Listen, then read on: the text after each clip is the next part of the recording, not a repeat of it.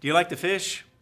There's a passage in the Bible that points to fishermen to relay an important point. It's over in the book of James. It's in James, the very first chapter, and in verse 14. Now, when you read this verse, it doesn't sound like it has anything to do with fishing or hunting, but it actually does. It says in James 1:14, "Every man is tempted when he is drawn away of his own lust and enticed." Now, what does that have to do with hunting and fishing? Well, the word for drawn is actually from a word that means a lure. Like a lure that you'd use when you fish. You tie that lure on the end of your line and you throw it out there. And what happens?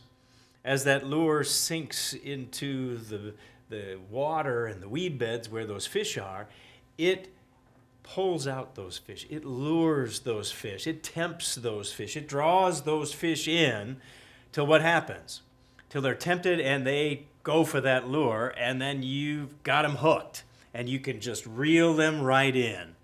And so James uses this language of hunting and fishing in order to make a point about our own selves. He says that we're not tempted by God. We are tempted by our own lusts, our own desires. So we've got to make sure that we do. And what James reminds us of is the fact that we cannot allow ourselves to be seduced by the lures of this world. And boy, we know there are powerful forces out there that are fishing for us. Don't allow that to happen. Don't be taken in by that. Let's be sure that we're ready to exert self-control in every situation so that we're not tempted, we're not drawn away, we're not lured in. And if we can do that, we can certainly be safe among the power of God. That's BT Daily. We'll see you next time.